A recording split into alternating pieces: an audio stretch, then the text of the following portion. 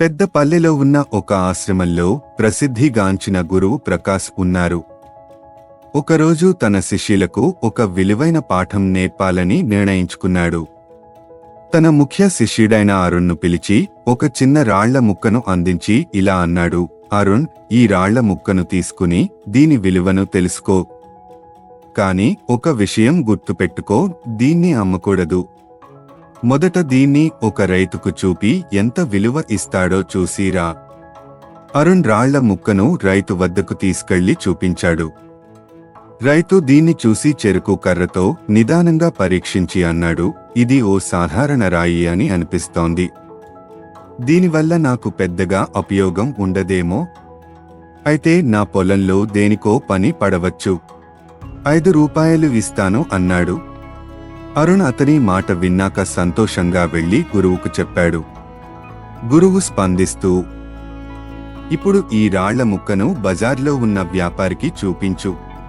అరుణ్ బజార్కు వెళ్లి రాళ్ల ముక్కను వ్యాపారికి చూపించాడు. వ్యాపారి దీన్ని చూసి, ఇది కాస్త గట్టిగా ఉంది, అయితే ఆభరణం చేయడానికి పనికిరాదేమో. అయినా కేవలం 50 రూపాయలు ఇస్తాను. అరుణ్ ఆశ్చర్యపడి తిరిగి వచ్చి గురువుకు వివరించాడు.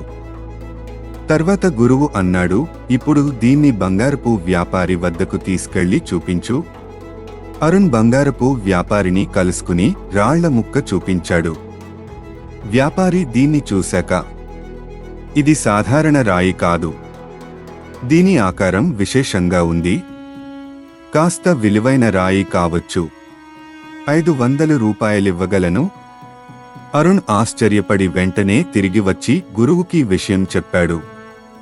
తదుపరి గురువు ఇలా అన్నాడు, ఇప్పుడు ఈ రాళ్ల ముక్కను రత్నాల నిపుణుడికి చూపించు. అరుణ్ రత్నాల నిపుణుడిని కలవగా నిపుణుడు రాళ్ల ముక్కను తన చెక్కుతో పరీక్షించి ఆశ్చర్యంతో అన్నాడు, ఇది కేవలం రాయి కాదు, ఇది అపారమైన విలువైన నీలమణి రత్నం. దీని ధర లక్షల్లో ఉంటుంది. దీన్ని అమ్ముకు, దీన్ని పరిరక్షించు. అరుణ్ గురువు దగ్గరికి వచ్చి ఈ విషయం చెప్పగా గురువు ఆనందంతో ఇలా అన్నాడు, అరుణ్, ఈ రాళ్ల ముక్క నీ జీవితానికి ఒక పెద్ద పాఠం. ఒక రైతు దాన్ని పొలంలో ఉపయోగించే రాయి అని అనుకున్నాడు. ఒక వ్యాపారి దీన్ని కేవలం సాధారణ వస్తువుగా చూశాడు. కానీ ఒక నిపుణుడు దీని అసలైన విలువ గుర్తించాడు. అలాగే ప్రతి మనిషి విలువ ఆయన చేసే కృషి, ఆయన ఉండే చోటు, సమయం, పరిస్థితులతో పెరుగుతుంది. నీ విలువ తెలుసుకో, కానీ నీ స్థానం సరైనది అయితేనే అది మరింత విలువ పొందుతుంది అని అన్నాడు.